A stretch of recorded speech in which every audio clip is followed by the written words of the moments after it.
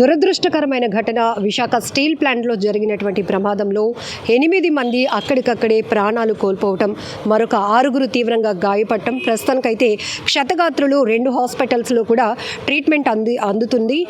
ఇప్పటికే మోదీ గారు కావచ్చు, లేకపోతే AP CM, deputy CM Lokesh, అట్లనే కేంద్ర మంత్రులు కూడా తీవ్ర దిగ్భ్రాంతి వ్యక్తం చేస్తూనే క్షతగాత్రులకు మెరుగైన వైద్యం అందించాలి అని చెప్పి కూడా ఇప్పటికే అధికారులను ఆదేశించడం జరిగింది. మరొక వైపు ఈ SMS-1లో ప్రమాదం జరిగినటువంటి ఘటనకు సంబంధించి ఇప్పటికే హోంమంత్రి కావచ్చు, మిగతా అధికారులంతా కూడా ఘటనా స్థలికి చేరుకోవటం, కలెక్టర్, ఇతర అధికార బృందం అంతా. ఎందుకంటే తరచుగా మనం చూస్తాం స్టీల్ ప్లాంట్లో ఒక చిన్న ప్రమాదం జరిగినా నష్టం మాత్రం చాలా ఎక్కువగానే జరుగుతుంటుంది.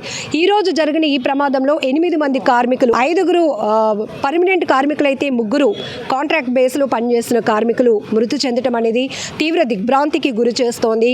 కుటుంబ సభ్యులంతా తీవ్రంగా గగ్గోలు పెడుతున్నారు. ప్లాంట్ని నమ్ముకొని ఉంటే మా ప్రాణాలే పోయాయి, మా వాళ్ళ ప్రాణాలే పోయాయి అంటూ గగ్గోలు పెడుతున్నటువంటి పరిస్థితి. కానీ ఈ ప్రమాదం ఎలా జరిగింది, ఎందుకు జరిగింది అనే విషయం తెలుసుకుందాం. లెనిన్ గారు మనతో పాటు ఉన్నారు. సార్, స్టీల్ ప్లాంట్లో జరిగే యాక్టివిటీ పైన మీకు పూర్తి నాలెడ్జ్ ఉంటుంది. ఈ రోజు జరిగిన ప్రమాదం ఎందువల్ల జరిగింది?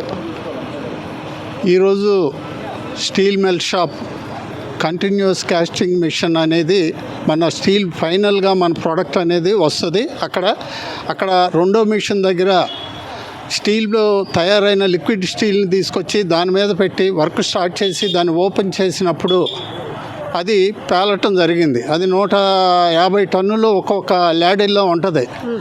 ఆ 150 టన్నులు జనరల్గా 130 టన్నులు ఉంటే కనుక అది సేఫ్గా ఉండేది. అది ఒక్కొక్కసారి ఎక్కువ తీసుకురావటం మూలంగా కూడా పేలటానికి ఛాన్స్ ఉంటుంది, ఓవర్ అవటం మూలంగా. లేకపోతే ఈ లిక్విడ్ ఐరన్ నుంచి లిక్విడ్ స్టీల్ తయారు చేసేటప్పుడు రకరకాల ఫెర్రోఎల్లాయిస్ అనేది వాటిలో వాడతారు. ఆ ఫెర్రోఎల్లాయిస్ అనేది కనుక నాసి రకమైన ఫెర్రోఎల్లాయిస్ వాడినా కూడా దాని మీద రకరకాల చర్యలు జరిగి టెంపరేచర్ తగ్గిపోవటం, టెంపరేచర్ పెరగటం, లేకపోతే దాని మీద దానికి సంబంధించిన చర్యలు, ప్రతిచర్యలు లేటుగా జరగటం మూలంగా కూడా దానికి ఎరప్షన్ రావడానికి ఆస్కారం ఉంది. ఇటువంటి సంఘటన స్టీల్ ప్లాంట్లో ఆ ప్లేస్లో అసలు జరగరాని సంఘటన ఇది. ఎందుకంటే జనరల్గా ఇండస్ట్రీ ఏరియాస్లో సంఘటనలు అనేది జరుగుతాయి.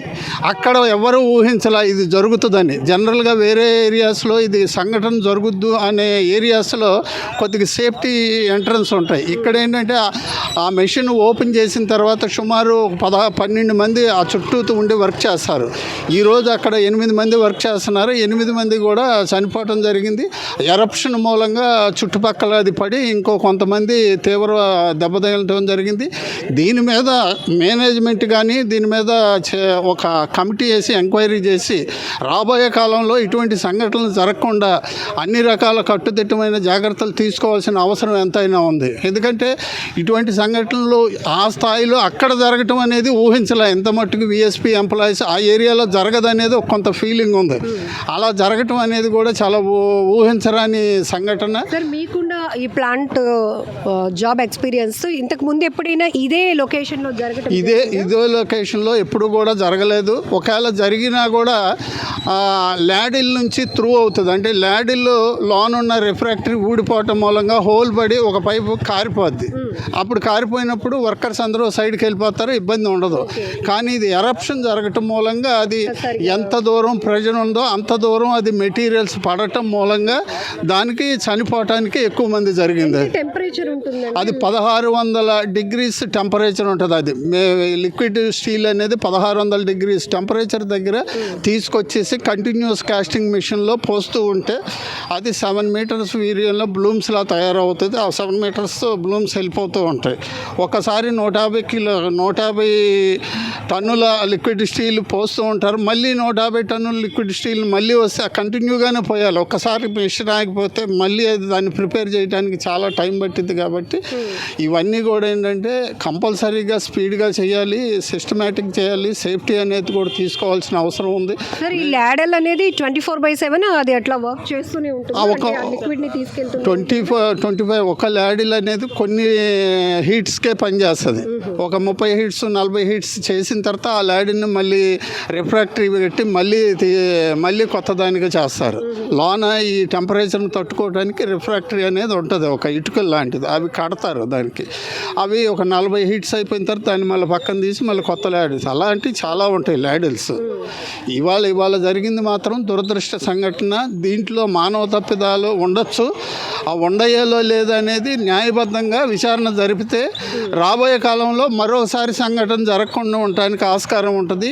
అటువంటి సంఘటనలు జరగకుండా చేయాల్సిన బాధ్యత కేంద్ర ప్రభుత్వం మీద ఉంది. అలాగే అనేక రకాల డిపార్ట్మెంట్స్ ఉన్నాయి, లేబర్ డిపార్ట్మెంట్స్ ఉన్నాయి, లేకపోతే సేఫ్టీ డిపార్ట్మెంట్స్ ఉన్నాయి. వాళ్ళందరూ కూడా చర్యలు తీసుకోవాలి. ఇది ఎందుకంటే మానవ తప్పిదానం మూలంగా ఒక 8 మంది చనిపోయి ఒక 7గురు అతి దెబ్బతిని ఉండటం మూలంగా సమాజంలో రేపు ఈ స్టీల్ ఉత్పత్తి లేకపోతే ఈ దేశమే ఆగిపోద్ది. స్టీల్ రంగంలో చిన్న సంఘటనలు జరుగుతాయి. ఇది జరగకుండా కట్టుదిట్టమైన చర్యలు తీసుకోవాల్సిన బాధ్యత ఇక్కడ యాజమాన్యం మీద ఉంది. ఈ యాజమాన్యం సరైన చర్యలు తీసుకోకపోతే మాత్రం ప్రభుత్వం కఠినమైన చర్యలు తీసుకోవాలి. అలాగే యాజమాన్యాన్ని నడుపుతున్న వ్యక్తులు ఈరోజు టెక్నోక్రాట్స్ కాకుండా అడ్మినిస్ట్రేటివ్ ఉండటం మూలం కూడా ఇటువంటి సంఘటనలు జరగడానికి ఆస్కారం ఉంది. ఈరోజు మనం విఎస్పీ ఈ రెండింటి వల్ల డిఫరెన్స్ ఏంటి సార్?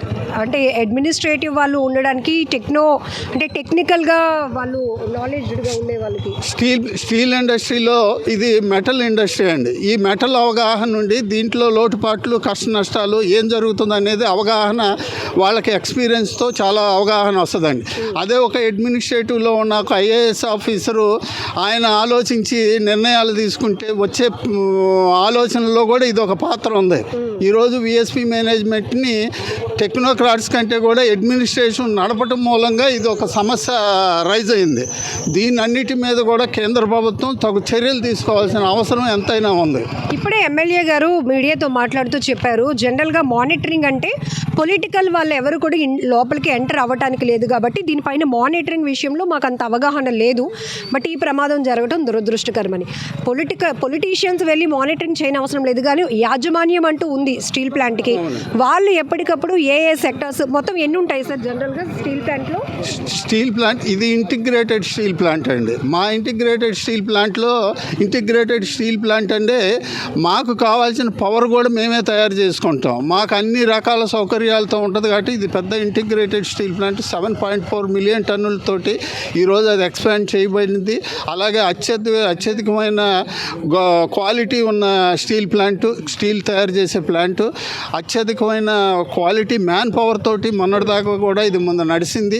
ఈ మధ్య ఈ 2-3 సంవత్సరాల నుండి దీన్ని రిఫ్రాక్షన్ చేసే క్రమంలో అడ్మినిస్ట్రేషన్ పాత్ర అనేది ఈ స్టీల్ ప్లాంట్ను నాశనం అవడానికి ఇది ఒక ప్రధాన కారణంగా ఉంది. దీన్ని కూడా కేంద్ర ప్రభుత్వం ఆలోచించినప్పుడు ఇటువంటి సంఘటనలు జరిగి మానవ తప్పిదాలు మూలంగా ఒక మానవుడు చనిపోవటం అనేది అది చాలా దుర్మరణం. ఒకప్పుడు ఎస్ఎంఎస్ కన్స్ట్రక్షన్లో 19 మంది ఒకే దెబ్బకు చనిపోయారు. మరి దాని మీద ఎటువంటి చర్యలు తీసుకున్నారనేది ఇప్పటికీ లేదు. మరి ఇటువంటి వచ్చినప్పుడు దానికి సంబంధించిన వ్యక్తులు కఠినంగా ఉంటేనే సమాజాన్ని మనం శాంతియుతంగా లేకపోతే ఇండస్ట్రియల్ పరంగా ముందుకు తీసుకెళ్ళగలం. లేని ఎడల ఇక్కడున్న వర్కర్స్కి మోటివేషన్ అనేది తగ్గిపోద్ది. ఎందుకంటే భయపడతారు, ప్రతి సంఘటనలో కూడా భయపడతారు. ఇండస్ట్రీ అనేది చాలా కష్టమైన పని. ఆ ఇండస్ట్రీలో అనేకం జరుగుతూ ఉంటాయి. ఈ భయం అనేది వచ్చినప్పుడు వీడికి మోటివేషన్ తగ్గిపోయి దీని నుంచి దూరంగా వెళ్ళిపోయే పరిస్థితి ఉంటుంది. తద్వారా స్టీల్ రంగం కూడా దెబ్బతినే పరిస్థితి ఉంటుంది. కాబట్టి కార్మికుల యొక్క మోటివేషన్, కార్మికుల సౌకర్యాలు, కార్మికులకి రక్షణ చర్యలు, లేకపోతే ప్లాంట్ని మంచి ఉత్పత్తి తీసుకురావడానికి సుమారు 46 సంవత్సరాల నుంచి ఈ ప్లాంట్ నిర్విరామంగా ఉత్పత్తి చేస్తున్నది.